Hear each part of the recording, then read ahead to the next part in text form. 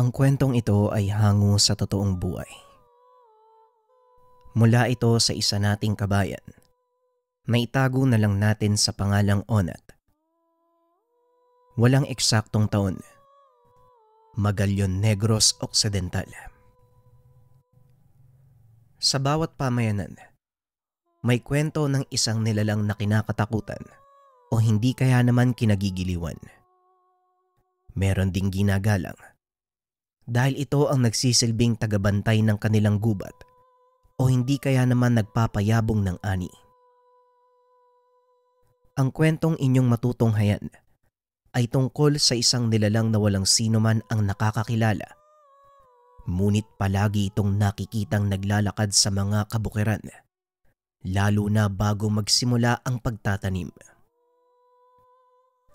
Iilan lang ang nakakakita sa nilalang na ito. Tinatawag nila sa pangalan na Apo Borong.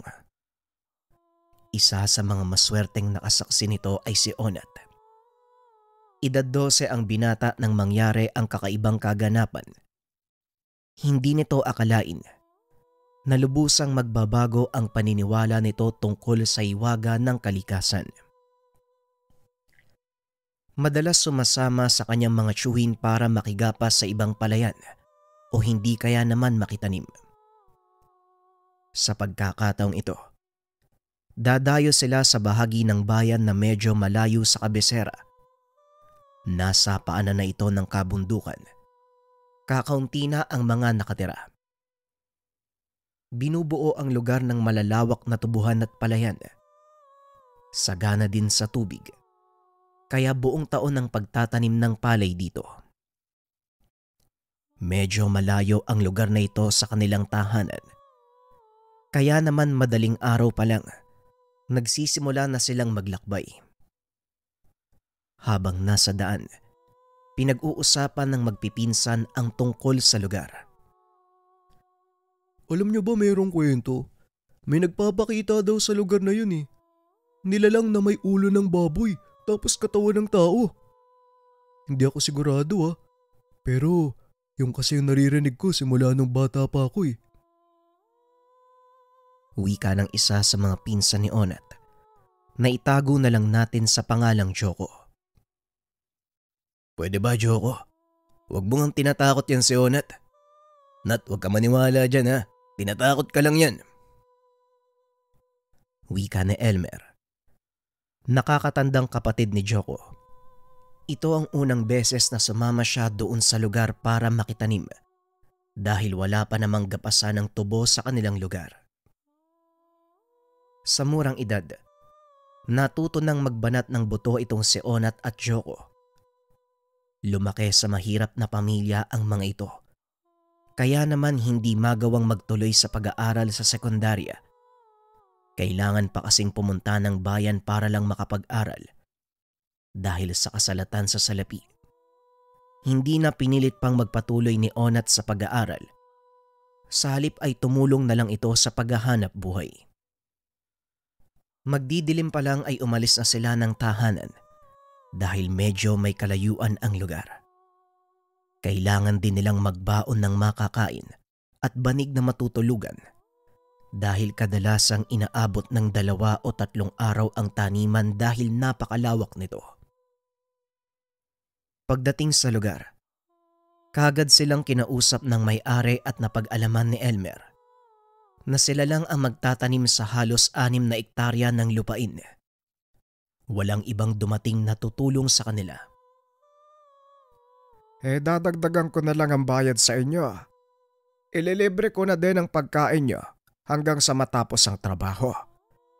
Kailangan talagang mataniman na ang palayan bago pa sumapit ang gapasan ng tubo. Wika ni Mang Dolpo. Tinignan ni Elmer ang dalawang kasama. Nag-aalangan ito dahil parehong 12 taon pa lamang ang mga ito at maaaring hindi nila kayanin ang bigat ng trabaho. Ngunit laking gulat ni Elmer nang magsalita si Onat. Sige Manong Elmer, tanggapin na natin. Kayang-kaya naman yan eh. At isa pa, hindi naman ganun kakapal yung putik. Hindi naman tayo mahihirapang gumalaw dito. Wika ni Onat. Pinasegunda naman ito ni Joko. Oo nga naman Manong Elmer. Kaya namin yan ni Onat. Kami pa ba? Wika ni Joko. At dahil sa pumayag na ang dalawang binata, wala na ring nagawa si Elmer kung hindi tanggapin ang alok sa kanila. Sige po Manong, payag kami. Kailangan na po naming simulan ng trabaho. Baka abutin kami ng siyam-siyam eh. Tugon ni Elmer. O siya, sige, magsimula na kayo. Maghahanda na ako ng agahan na. Ikaw nang bahala, Elmer. Alam mo na kung anong dapat unahin. Wika ni Mang Dolpo. Kagad na ding umuwi. Nang wala na ang matanda, kinausap ni Elmer ang dalawa. Uy, sigurado ba kayong kaya natin to? Mamaya mapahiya tayo dito ha. Wika ni Elmer. Napangiti naman si Onat at tumugon. Kaya yan, Manong. Sisiw lang naman yung pagtatanim eh. Mas madali naman to kaysa sa paggagapas ng tubo. Tara na, Joko. Hakutin na natin yung mga isasaboy na binhi. Wika ni Onat. Napakamot na lang sa ulo ang binata sa sinabi ng pinsan. Lalong nagulat nang makita kung gaano kabilis magtrabaho ang dalawang paslit. Gamay na gamay ng mga ito ang pagtatanim ng palay na para bang naglalaro lang sila. Habang ginagawa ito, tanghali na ng mga sandaling iyon at parang hindi nakakaramdam ng pagod ang dalawa. Samantalang si Elmer, nakasilong na lang sa lilim ng puno ng mangga. Hanga ito sa lakas ng dalawang paslit. Nagawa nilang makalahati ang trabaho sa loob lang ng buong maghapon. Kasalukuyang nagpapahinga ang mga ito nang dumating si Mang Dolfo. Maging ang matanda ay nagulat sa naging resulta ng trabaho ng tatlo. Aba, talagang maaasahan kayo sa trabaho ha. Bukang hindi naabuti ng 3 araw ang pagtatanim nyo. Wika ni Mang Dolpo. Kahit ako po hindi makapaniwala sa ginawa ng dalawang to eh. Ang galing pala nila magsaboy ng palay. Tignan nyo po, walang bakante. Tugon ni Elmer. Habang pinagmamasdan ang dalawang naguhugas ng kanilang katawan sa irigasyon. O siya, pagkatapos nyo maghugas ng katawan, ayain mo yung dalawa mong kasama ha. Doon na kayo kumain ng hapunan sa bahay. Muling wika ni Mang Dolpo. Kagad na ding sumunod ang tatlo. Pagkarating sa tahanan, hinaina ng merienda ng asawa ni Mang Dolpo ang panauhin.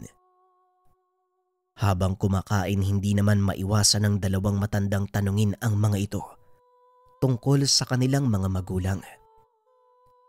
Hindi naman nagdalawang isip na sumagot ang tatlo at lalong humanga ang mag-asawa sa narinig ng mga ito. Maswerte kayo ha, dahil nagkaroon kayo ng malakas na pangangatawan. Kaya gamitin nyo sa maayos na paraan. Huwag niyong aabusuhin. O siya, mukhang handaan na yung iba pang pagkain. Tara na, at nang makapagpahinga na kayo. Wika ng matanda. Matapos kumain ay kagad bumalik ang tatlo sa ginawang tolda sa tabi ng palayan. Dahil tatlo lang silang nagtatrabaho, minabuti ni Elmer na doon matulog kung saan nakalagak ang sako ng mga binhi. Uso din kasi ang nakawan nito sa lugar. Ayon kay Mang Dolpo, ilang beses na itong nangyari sa kanya. Kaya nagpresenta si Elmer na bantayan ang mga binhi. Nakaiga na ito ng mga sandaling iyon, habang ang dalawang kasama nakaupo sa ilalim ng puno at nag-uusap. Dahil sa pagod kagad nakatulog si Elmer. Ilang segundo ang nakalipas. Nahiga na din sa tabi nito ang nakababatang kapatid na si Joko. Samantalang si Onat naman, nanatiling nakaupo sa ilalim ng puno habang pinagmamasdan ang langit na puno ng bituin. Sa hindi inaasahang pagkakataon, may isang imaheng dumaan sa kanyang harapan. Kinusot pa ng binata ang kanyang mata sa pag-aakalang bunga lang ito ng antok. Ngunit nang muli itong dumilat, naroon pa rin ang nilalang. Tila marahan itong naglalakad patawid sa malawak na palayan.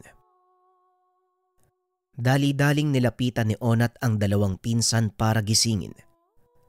Ngunit napakaimbing ng tulog ng mga ito. At kahit anong gawin niyang pagyugyug, hindi na sumasagot ang dalawa. Dahil sa takot hindi na muling lumabas pa ng tolda si Onat, pinilit na lamang makatulog. Kaso nga lang habang nakaiga, hindi na mawala sa isipan nito ang malaking figura ng nilalang na nakitang naglalakad sa gitna ng palayan. Halos hindi makatulog si Onat ng gabing iyon. Kaunting kaluskus lang ay nagigising ito. Napapatingin sa labas ng tolda. Kinabukasan, maagang nagising ang dalawang pinsan. Laking gulat ni Elmer nang makita ang malalaking bakas ng paa sa gawing dulo ng taniman. Mabuti na lang, hindi pa nasasabuyan ng binhi ang gawing iyon. Kaya naman wala silang naging problema. Ilang sandali pa ay nagising na din si Onat. Kasalukuyang nagpapakulo ng tubig para sa kape ni Elmer. Naupo si Onat sa tabi ni Joko. Kaagad namang tinanong ni Elmer ang pinsan. Onat, napansin mo ba kung anong hayop yung dumaan dun sa gawing dulo ng taniman? Kaninong kalabaw kaya yung dumaan dun? Wika ni Elmer. Nakatulala lang si Onat ng mga sandaling iyon dahil na din sa kakagising pa lang nito. Hindi pa nababalik sa tamang wisyo ang isipan. Saka pa lamang ito nakasagot ng tapikin ni Joko ang kanyang balikat. Uy Onat, tinatanong ka ni Manong Elmer, ikaw naman yung huling natulog kagabi. Nakita mo ba kung anong hayop yung dumaan sa gawing dulo ng taniman? Tanong ni Joko. Biglang naalala ni Onat ang nakita nung nakaraang gabi. Pinaliwanag niya ito sa dalawang pinsan. Kaya ako nga kayo ginigising kagabi. May nakita akong naglalakad patawid ng palayan eh. Kaso hindi naman kayo nagigising. Tugon ni Onat. Nagkatinginan ang magkapatid dahil wala namang naramdaman ang mga ito. Hindi ka naman namin naramdaman kagabi. Pero ano ba yung nakita mo? Tanong ni Elmer. Hindi gaanong malinaw pero parang malaking kalabaw yung nakita ko. Naglalakad sa dalawang paa. Ilang beses nagpapabalik-balik eh. Parang may kung anong hinahanap. Tugon ni Onat. Pinagtawanan ni Elmer at Joko ang binata sa pag-aakalang gumagawa ito ng kwento para takutin sila. Ngunit biglang nagsalita si Mang Dolpo na labis namang ikinagulat ng tatlo. Hindi gumagawa ng kwento si Onat. Totoong may ganong nilalang dito. Ang tawag sa kanya ng mga tao, Apo Borong. Wika ni Mang Dolpo. Hindi malinaw kung ano talaga ang itsura ng nilalang. May ilang nakapagsabi na may ulo ito ng baboy at may katawan ng tao na halos 10 talampakan ang taas. Malaki ang pangangatawan nito na punong-puno ng balahibo. Naglalakad ito sa mga palayan sa tuwing nagsisimula ang taniman ng palay. O hindi kaya naman nagpapagapas ng tubo sa lugar. Sinasabing nagdadala ng swerte ang nilalang na ito sa mga taong naniniwala sa kanya. Kamalasan naman sa mga taong gusto siyang saktan. Ayon kay Mang Dolpo, Sa kabila ng laki ng katawan at nakakatakot na itsura nito, napaka-mahinahon ni Apo Borong. Hindi ito namiminsala kahit ng pinakamaliit na insekto sa paligid. Kung ganun, totoo po yung sinasabi ni Onat sa amin. Tanong ni Elmer. Ang pagpapakita ni Apo Borong ay may dalang mensahe na kailangang unawain ng lahat. Kung totoong nakita ng pinsan mo si Apo Borong sa umpisa ng pagtatanim ng palay, nangangahulugan ito ng magandang ani. Ngunit kung nakita naman si Apo Borong sa katapusan ng gapasan ng tubo, nangangahulugan nito ng malaking pinsala sa halos lahat ng pananim, partikular sa palay at mga gulay. Pagpapaliwanag ni Mang Dolpo. Magsabi ka nga ng totoo, Onat. Nakita mo ba talaga yung sinasabing Apo Borong? Tanong ni Elmer. Oo nga Manong, nakita ko nga. Ginigising ko kayo kaso hindi naman kayo nagigising. Tugon ni Onat. Naniniwala akong nakita ng pinsan mo si Apo Borong.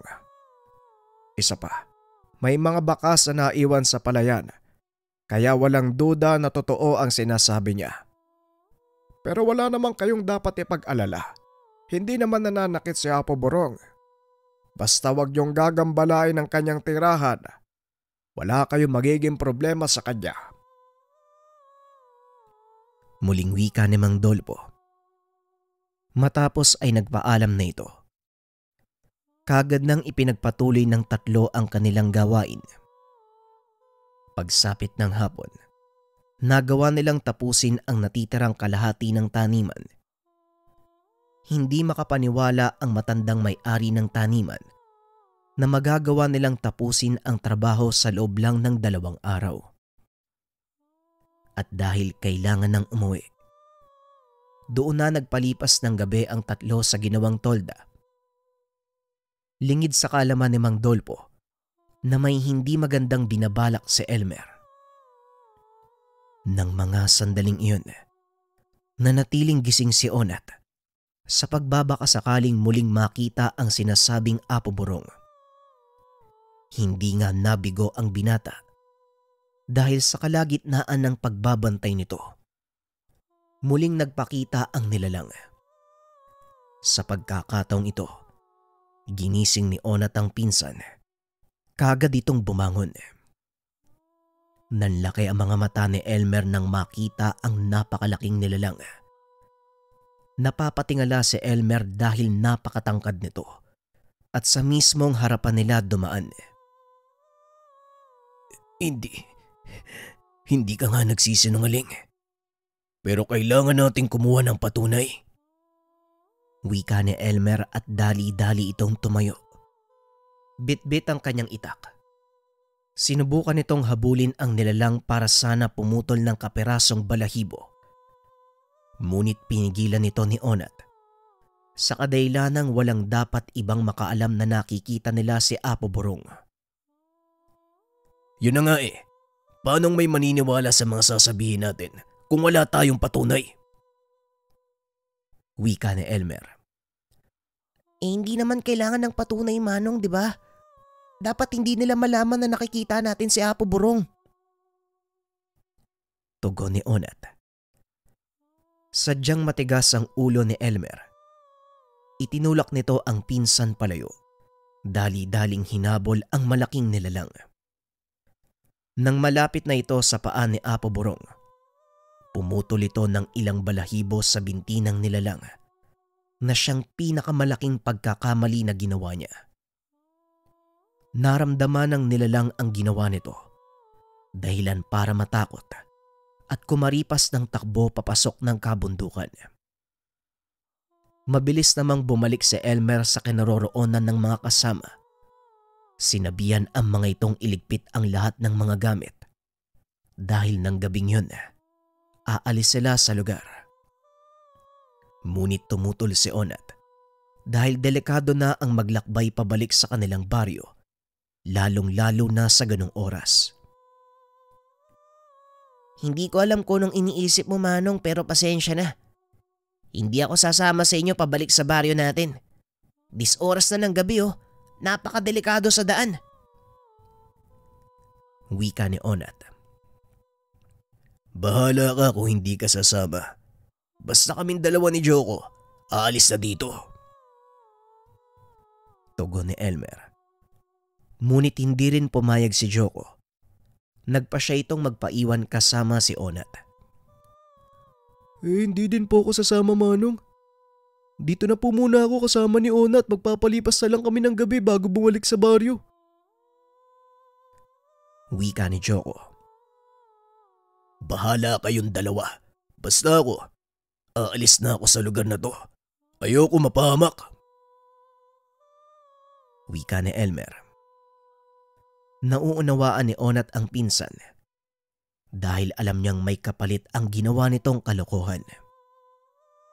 Sinubukan pa din niya itong kumbinsihin na itago na lang ang mga nalaman.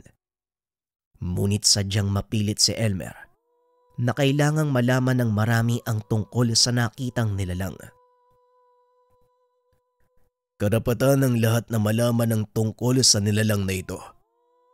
Paniguradong kikita ako ng malaki sa oras na mapatunayan ko sa lahat na totoo ang sinasabing Apo Burong.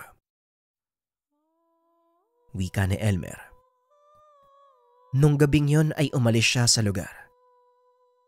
Kinabukasan maagang nagpaalam sina Onat at Joko sa matanda na babalik na sila sa kanilang baryo. O siya, mag-iingat kayo ha. Itago nyo yung perang ibinayad ko. O sige na, baka gabihin pa kayo sa daan. Wika ni Mang Dolpo at kagad nang umalis ang dalawa. Habang naglalakad, napadaan ang mga ito sa isang baryo. Nakita ang tumpok ng mga taong tila may kung anong pinagkakaguluhan.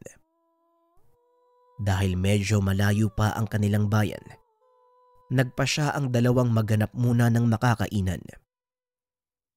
Unti-unti silang napapalapit sa tumpok ng mga tao. Nanlaki ang mga mata ni Onat nang makita kung sino ang pinagkakaguluhan ng mga ito. Hindi ba si Manong Elmer yun? Tara, puntahan natin! Wika ni Joko. Laking gulat ni Onat dahil nakatali ang kamay nito. Nakaupo sa lupa. Napapaligiran ng mga kalalakian. Narinig ng dalawa ang usapan ng mga tao. Ayon sa mga ito, napatunayan nilang nagsisinungaling si Elmer nang sabihin nitong nakita niya ang Apo Burong dahil wala pang tao ang totoong nakakita nito. Pinagtatanggol ng binata ang sarili, ngunit talagang ayaw maniwala ng mga tao. Mabuti na lang, hinayaan siyang makaalis ng mga ito. Binalaang wag nang uulitin ang paggawa ng kwento tungkol sa mga nilalang. Umuwi si Elmer sa kanilang baryo, nabitbit ang kabiguan at kahihiyan sa sarili. Nang makita nito si Onat at Joko, pinagbalingan niya ng galit ang mga ito. Gulpe ang inabot ng dalawa. Sa kadailanang wala ni isa sa kanila ang sumama upang maging saksi sa sinasabi ni Elmer sa mga tao. Kung sinamahan niyo ko kagabi, hindi sana ako mapapaya sa mga tao. Pero anong ginawa niyo? Lalong-lalo ka na, Onat! Wika ni Elmer. Ginawa ko lang naman po kung ano yung nararapat, Manong eh. Kasi hindi naman dapat malaman ng mga tao yung tungkol sa nilalang na yun. Bahala ka kung anong gusto mong gawin sa amin. Sisihin mo kami sa pagpapahiya sa'yo. Pero sasabihin ko sa'yo, Manong, wala kaming kasalanan. Sinubukan na kitang balaan. Tugon ni Onat. At dahil sa sinabi nito, lalo pang nadagdagan ang sakit ng katawan ng binata. Inakala din ni Elmer na hanggang doon na lang ang kamalasang mangyayari sa kanya. Ngunit ng sumunod na araw, nagkasakit naman ang nakababata nitong kapatid na si Joko. Dinala sa ospital, ngunit walang nakitang karamdaman ang mga doktor. Nakailang palit sila ng espesyalista, pero iisa lang ang sinasabi ng mga ito. Walang sakit si Joko.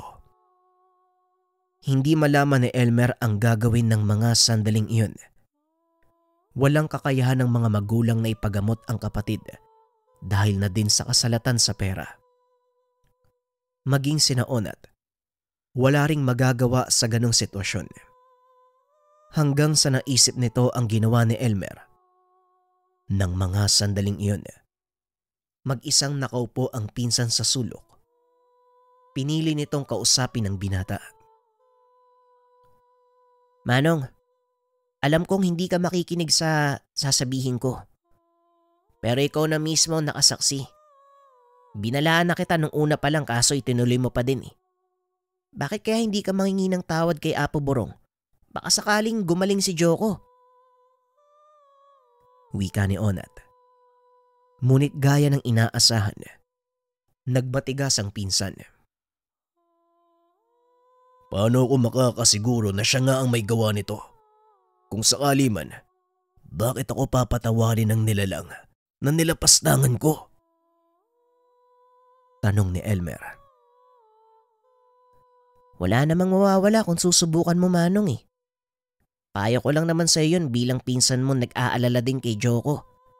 Nasa inyo naman po kung susundin nyo o hindi. Muling wika ni Onat. Matapos ay kagad itong umalis. Lingid sa kaalaman ni Elmer na bago pa siya kausapin ni Onat, naisip na nitong puntahan ang nilalang.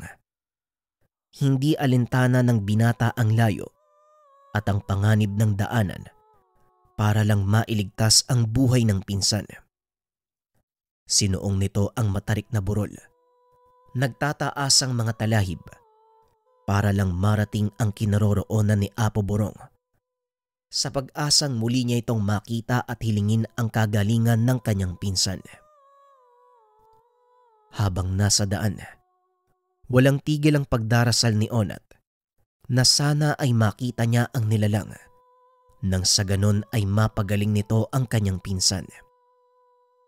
Sa kasamaang palad, nadulas ang binata.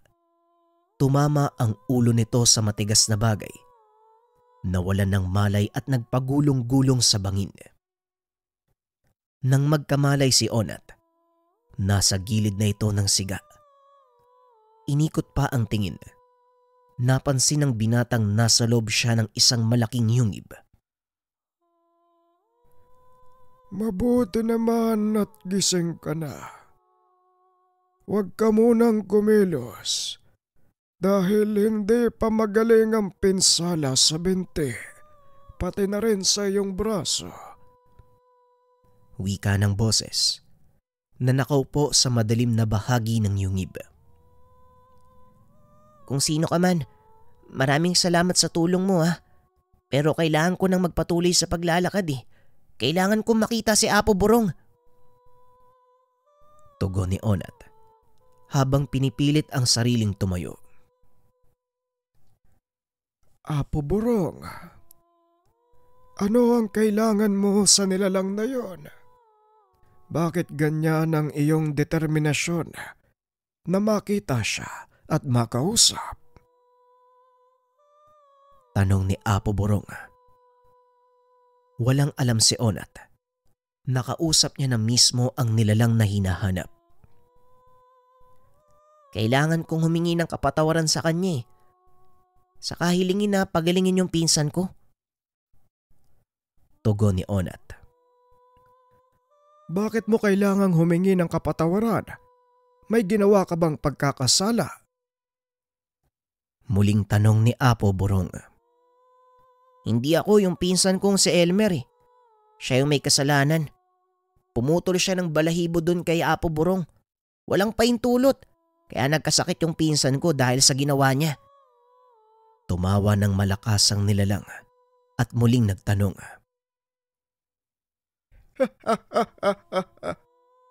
Wala ka naman palang kasalanan. Bakit ikaw ang humingi ng tawad? At saka gaano ka kasigurado na kayang pagalingin ang pinsan mo? Hindi nakasagot si Onat ng mga sandaling iyon. Hinahayaan lang siya ng nilalang na magsalita. Ngunit walang katagang lumalabas sa kanyang bibig. Sa hindi malamang dahilan, nahirapan itong sagutin ang tanong ng nilalang.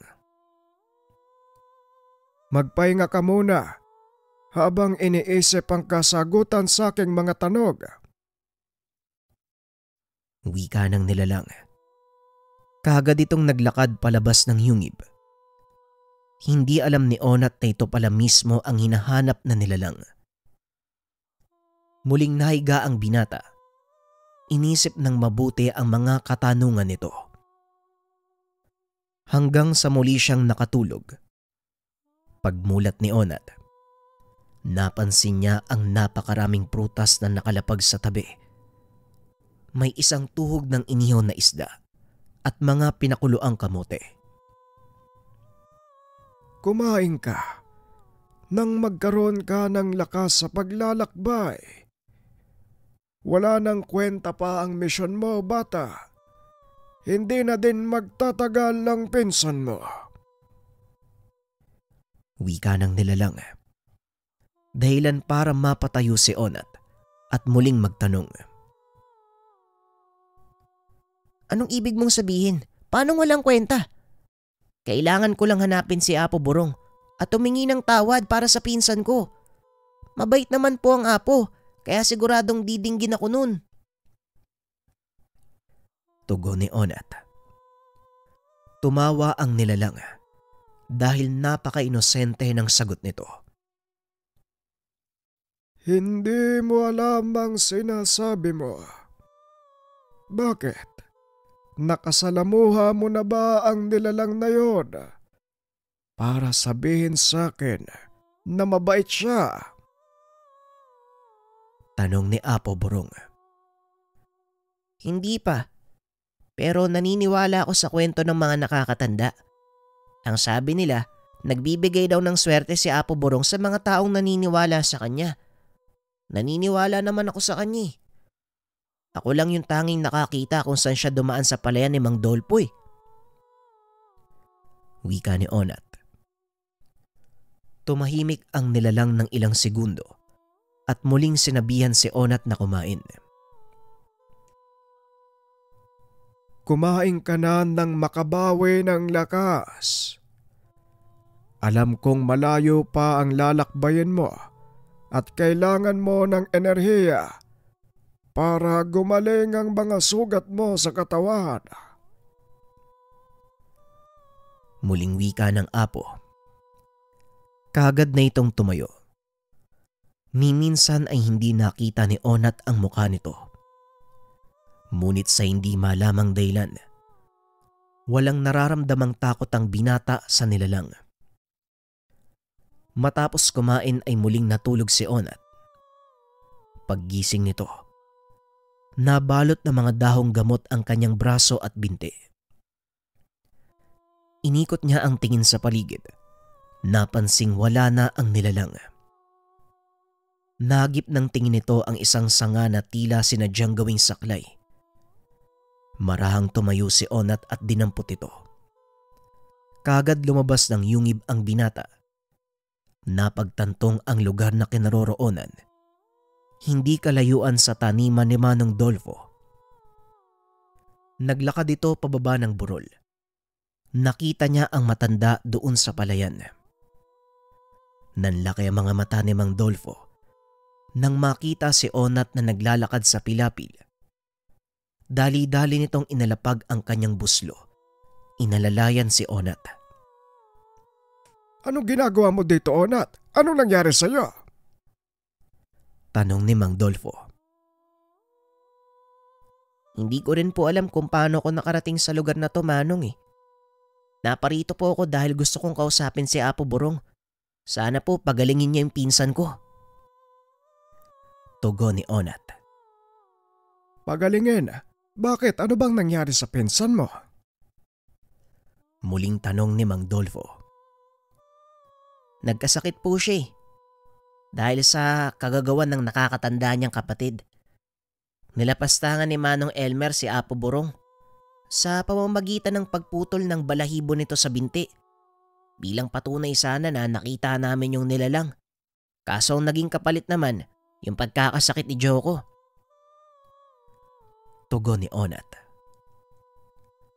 Ganun ba? Paano ka naman nakakasiguro na si Apo Borong nga ang may gawa nun? Muling tanong ni Mang Dolpo. Sa pagkakataong iyon ay hindi naman makasagot si Onat. Napangiti ang matanda at muling nagsalita. Alam mo, Onat, kung minsan tayong mga tao, sinisisi natin ang mga bagay na nangyayari sa atin sa mga elemento, lalo na kung hindi maipaliwanag ng ating siyensya. May sasabihin ako sa iyo at sana unawain mong mabuti. Hindi si Apo Borong ang may gawa nito sa pinsan mo, kundi ang pinsan mo mismo. Si Elmer. Siya ang nagdala ng sumpa sa kanyang kapatid. Wika ni Mang Dolfo. Nanlaki ang mga mata ni Onat sa sinabi ng matanda. Lalong gumulo ang isipan nito dahil hindi niya lubos maipaliwanag ang dahilan kung paanong si Elmer ang nagbigay ng sumpa sa kanyang kapatid. Pero, paano naman po mangyayari yun, Manong? Wala naman po. Biglang natigilan sa pagsasalita si Onat dahil naalala nito ang ginawa ni Elmer. Alam ni Mang Dolfo na napagtanto ng bata ang nangyari. Alam kong nauunawaan mo kung ano ang ibig kong sabihin. Ngayon humayo ka at bumalik sa iyong mga kaanak. Kausapin mo sa Elmer. Ibaon ang pinutol na balahibo ni Apo Borong at paniguradong gagaling ang pinsan mong si Joko. Wika ni Mang Dolfo. Dali-daling tumayo si Onat. Nagsimulang maglakad pa uwi. Bandang hapon nang makarating ito sa tahanan nila Elmer, nakita nitong naghahanda na ang mga magulang para dalhin si Joko sa syudad. Dadalhin na nila tatay sa syudad si Joko. Hindi na siya kayang gamutin ng mga doktor dito sa atin. Wika ni Elmer.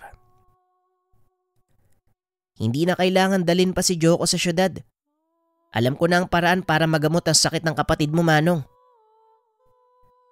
Tugon ni Onat. Napalingon naman si Elmer. Nagtaka sa sinabi nito. Teka, anong ibig mong sabihin? Paano mong nalaman? Tanong ni Elmer. Maniwala ka o hindi, nakausap ko si Manong Dolfo. Ang sabi niya sa akin, kailangan mong ibaon ang balahibo ni Apo Borong. Kasama ang ambisyon mong yumaman gamit ang balahibo. Dinggin mo ang sinabi ko, Manong, dahil ito lang ang tanging paraan para maalis ang sumpa kay Joko. Kahit saan mo siya dalhin, hindi siya gagaling. Mamamatay lang siya. Tugon ni Onat. Nung una ay hindi pa naniwala ang binata sa sinasabi nito. Ngunit kalaunan, nakumbinsi din ni Onat ang pinsan. Dali-daling kinuha ni Elmer ang balahibo ni Apo Borong. Dinala sa likod ng tahanan. Nagukay ito ng butas. Ibinalot sa pulang tela ang buhok ng nilalang. Matapos inilagay ito sa hinukay na butas. Sana lang magkatotoo ang sinabi mo, Onat. Dahil wala na kaming ibang maisip na paraan para gamutin ang kapatid ko. Wika ni Elmer. Magtiwala ka, Manong. Hindi naman magsisinungaling sa akin si Mang Dolfo eh. Tugon ni Onat. Ilang sandali pa ang nakalipas ay lumabas ng tahanan ang ina ni Elmer. Sinabi nitong unti-unti nang bumababa ang lagnat ni Joko. Nagpa siya ang mga itong wag tumuloy sa pagpunta ng syudad. Kinabukasan, unti-unti nang nagkakamalay si Joko. Sa paglipas ng mga araw ay kusa na itong gumaling. Laking pasasalamat ni Elmer dahil sinunod nito ang payo ng pinsan. Hindi lubusang maipaliwanag ni Onat ang pangyayari. Gayunpaman, malaki ang pasasalamat nito dahil kahit papano, dininig ng Diyos ang kanilang dasal na pagalingin ang pinsan. Maging ang mga magulang ni Joko, hindi rin makapaniwala dahil alam nilang nasa bingit na ng kamatayan ang anak ng mga sandaling iyon. Para sa kanila himala ang nangyari. Minabuti na lang ni Onat na itago ang katotohanan sa mga magulang nila Elmer. Pinakiusapan din ito ang nakakatandang pinsan na huwag ipagsabi sa iba ang nangyari. Pumayag naman ito. Makalipas ang ilang buwan, tuluyang nanumbalik ang lakas ni Onat. Gumaling na din ang mga pinsala nito sa katawan, dahilan para muling makabalik sa pagtatrabaho. Inakala ni Onat na yun na ang huling engkwentro niya kay Apo Burong. Ngunit naganap na naman ang kagayang pangyayari. Sa pagkakataong ito, isang dayo ang nakigapas ng palay sa lugar nila Manong Dolfo. Hindi nakisali si Onat ng mga oras na yun dahil nakikigapas ito ng tubo sa katabing taniman. Nakaugalian ng mga taga roon na magpainom sa mismong palayan sa tuwing matatapos ang matagumpay na ani ng mga sandaling iyon. Tapos na din ang araw ng trabaho ni Onat, kaya pinili nitong makisaya sa mga tao. Dahil sa minor de edad pa lamang, hindi siya uminom ng alak. Sa halip ay binusog nito ang sarili sa handang pagkain. Habang masayang nag-iinuman ang lahat, muli niyang nasipat si Apo Burong na dumadaan. Hindi na nag-ingay pa si Onat sa pag-aakalang siya lang ang nakakita sa nilalang. Hanggang sa napansin niya ang isang dayong kasama sa trabaho. Sinusundan ang bakas ni Apo Burong.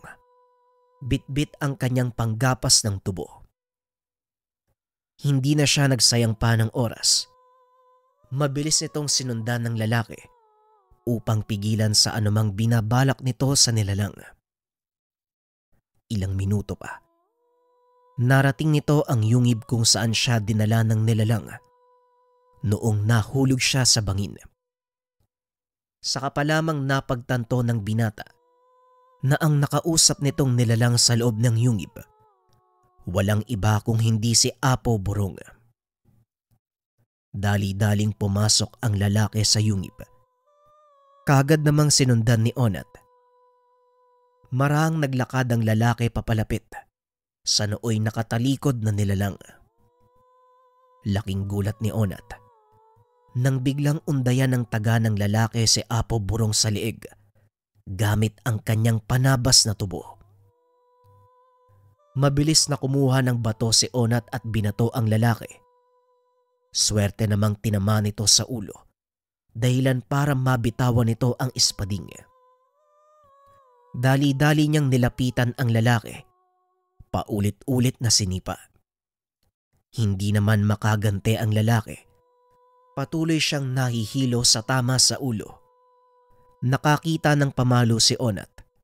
Nagawa siyang hampasin ito sa ulo, dahilan para tuluyang mawalan ng malay ang lalaki.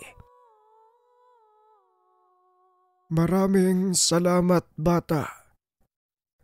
Kung hindi ka dumating, malamang patay na ako.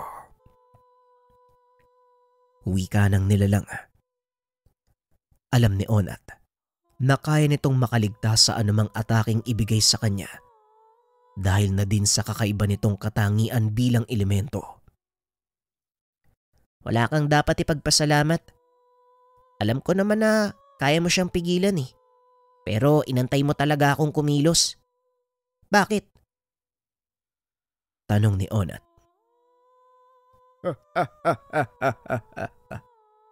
Sinisigurado ko lang na handa kang tumulong sa mga nangangailangan. Sinukat ko din kung karapat dapat ka sa ipagkakaloob ko sa iyo. Tugon ni Apo Burong. Ayon pa dito, sinadya niyang magpakita dahil alam niyang si Onat lang ang may kakayahang masipat ang kanyang pagdaan. Ngunit hindi nito inaasahang darating ang isang panauhin.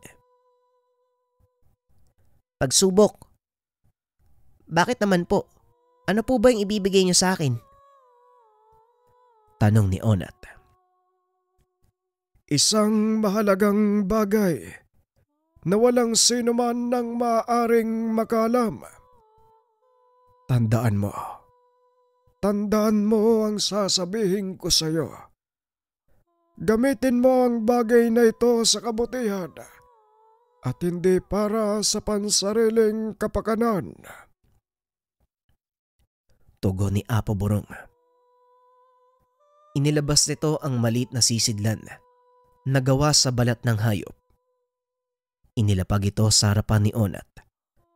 Nanlaki ang mga mata ng binata nang makita kung ano ang laman ng sisidlan. Isa ba to sa mga pagsubok niyo sa akin? Alam kong kapos ako sa buhay. Pero bakit mo naman ako bibigyan ng supot ng ginto? Tanong ni Onat. Tumawa ng malakas ang nilalang. Naupo sa tabi ng binata.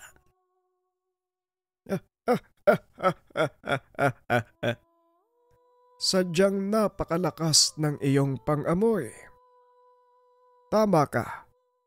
Isa nga itong pagsubok.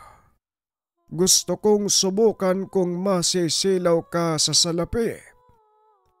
Pero sa halip na kunin ito, hindi mo ginawa. Patunay lang na karapat-dapat ka nga sa kayamanang ito. Kunin mo ang supot at gamitin ng nilalaman upang umusad sa iyong buhay. Palagi mong tatandaan, hindi dapat malaman ni naman ang pag-uusap na ito. Walang dapat makaalam na may ibinigay ako sa iyo. Sige na, humayo ka at ako na ang bahala sa isang ito. Wika ni Apo Burong. Kagad nang kinuha ni Onat ang supot.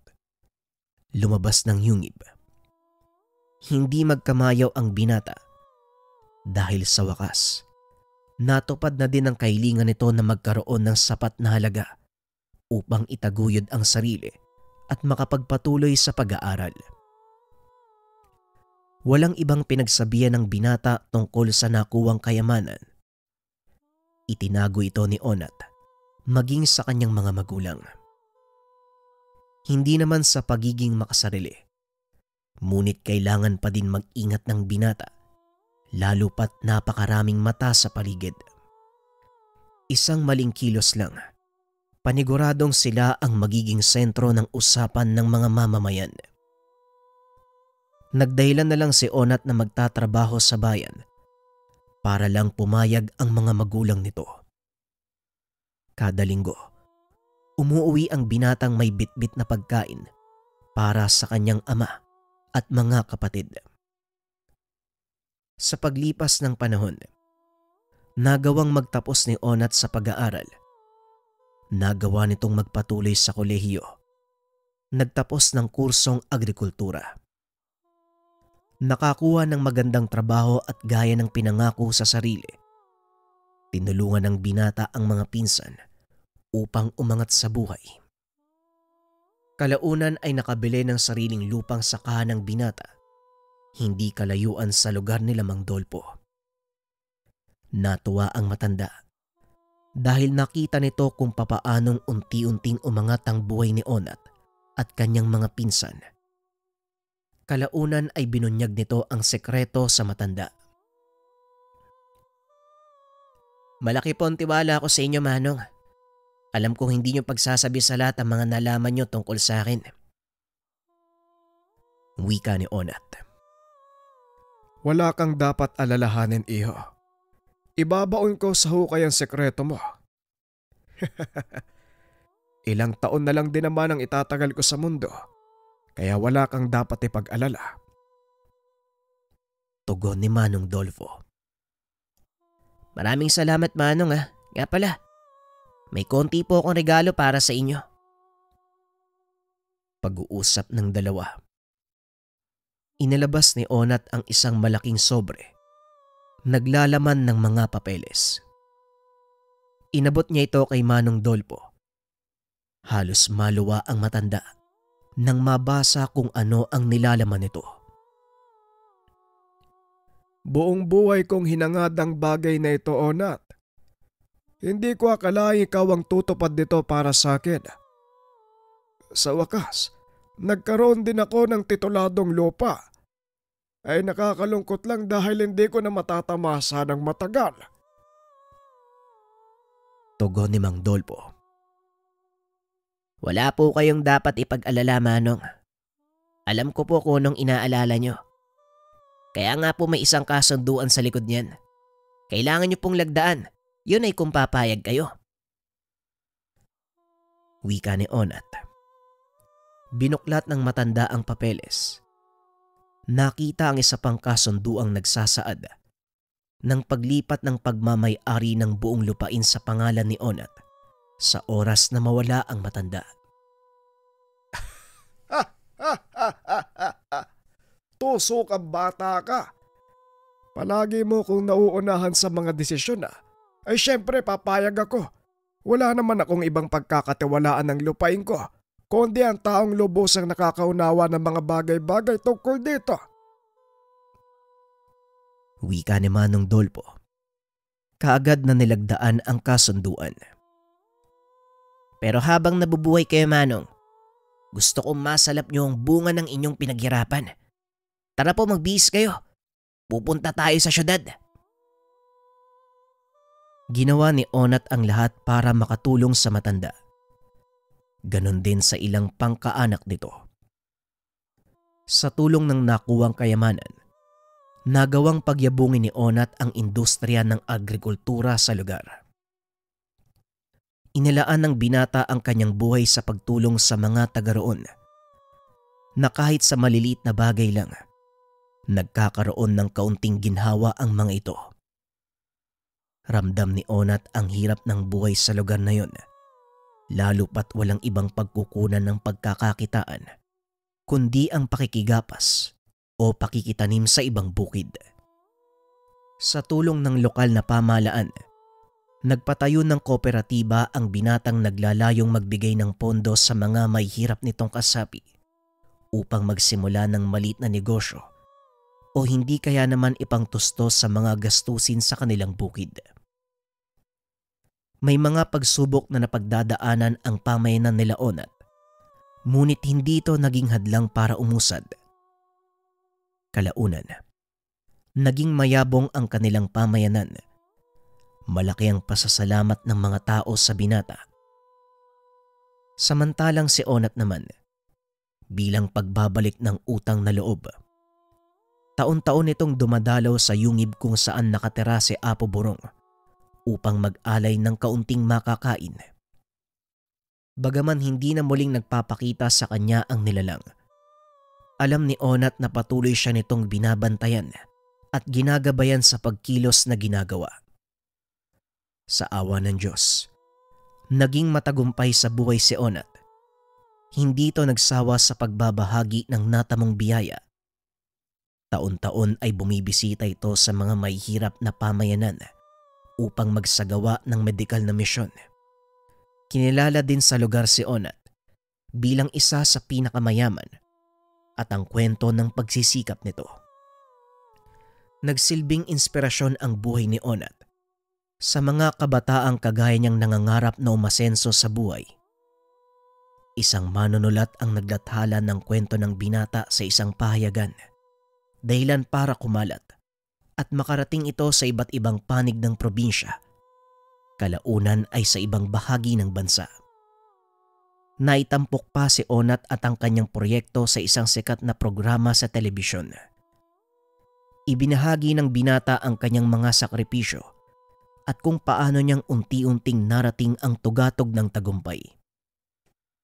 Ngunit ni minsan, hindi nito binanggit ang tungkol sa naging usapan nila ng kaibigang nilalang. Dahil din ni isa sa mga kamag-anak ng binata, walang may alam nito. Ang tanging alam nila, nagsikap makapagtapos ng pag-aaral si Onat sa bayan. Iilang tao lang ang totoong nakakaalam ng sekreto.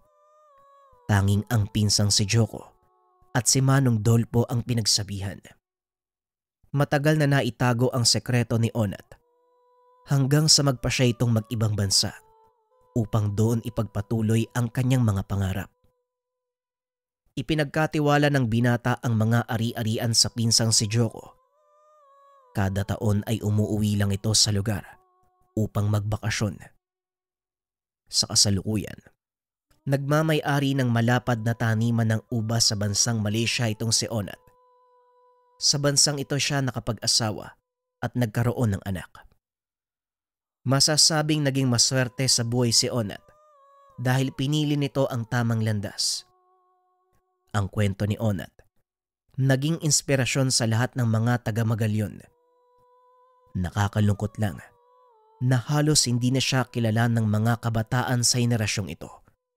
Ngunit kung mababasa lang ang mga naisulat tungkol sa kanya, masasabing sadyang dapat tularan si Onat. Bawat isa sa atin, binigyan ng pagkakataong tahakin ng kabutihan at gawin ng tama. Ngunit nasa atin pa din ang pagpapasya kung anong landas ang tatahakin. Ang moral na leksyon na makukuha sa kwentong ito ay hindi paghahangad ng mga engkantong kaibigan na magbibigay sa atin ng isang supot ng ginto. Hindi rin hiniling ni Onat na maging kaibigan niya si Apo Burong, kundi ang pagsisikap at paggawa ng tama para sa kapwa. Dahil walang silbi ang anumang kapangyarihan o kayamanan kung hindi natin alam kung saan ito gagamitin. Palaging tandaan na anumang bagay na gawin, mananatili sa puso at isip ng ating kapwa. Kaya hanggat may pagkakataon, sikapin nating piliin ang tamang landas. Huwag maligaw sa daang tinatahak. Isa lang si Onat sa mga halimbawa ng mga taong binayaan ng magandang kapalaran at tinahak ang tamang daan.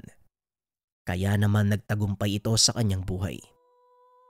Kung minsan, ang pagkakaroon ng kayamanan ay isang pagsubok sa ating integridad. Kung paano natin ito gagamitin, kung mananatili ba tayong magpakumbaba o mataas ang ere. Ngunit kahit ano pa man ang maging resulta, bunga ito ng iyong mga desisyon. Wala kang dapat sisihin kung hindi ang sarili. Nawa ay nagustuhan nyo ang naging kwento ng buhay ni Onat at ng kanyang kaibigang engkanto. Bagaman hindi malaman kung anong uri ng nilalang, kinilala naman ito sa tawag na Apo Burong.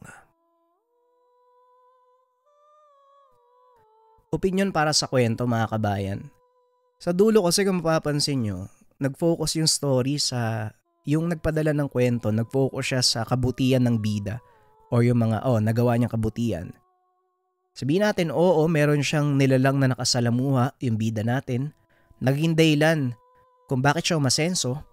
Pero siguro ang pinakagustong ipakita nung nagpadala ng kwento yung inspirasyon eh.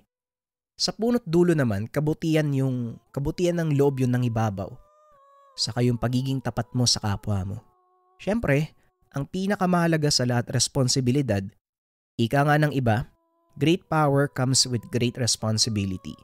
Kung gusto mo ng karagdagang lakas sa araw-araw sa buhay, pera, lakas, kayamanan, alam nyo yun, fame, dapat disiplinado ka sa lakas na gusto mong makuha o sa lakas na ibibigay sa'yo. Kasi kung mapapansin nyo, madali magsalita ng dapat ganto, dapat ganyan. Kaso mahirap yan gawin para sa sarili mo. Madalas, namumuna tayo sa mga mas nakakataas sa atin. Ito ay bunga ng mga pagkukulang na nakikita natin sa sarili natin na hindi natin nagagawa. Kaya ang tendency, pupunahin mo yung ibang tao sa meron sila para mapagtakpan yung sarili mong pagkukulang. Pero dito naman, kaya naman umangat yung buhay ng bida eh. Hindi lang to dahil sa meron siyang kaibigang nilalang, ito'y bunga ng disiplina at kahit meron siyang advantage, pwede nating sabihin ganun, mas pinili pa rin niyang pagdaanan yung normal na buhay ng tao. Mas pinili niyang pagtrabahuhan yung lahat ng bagay. Yun lang, minsan lang ako maghaganto mga kabayan. Kasi medyo cringe na rin. Ang dami na rin nagiging motivational ngayon dito sa YouTube. Horror tayo eh. Well anyways, maraming salamat. Abangan ang mga susunod na kwento. Paalam.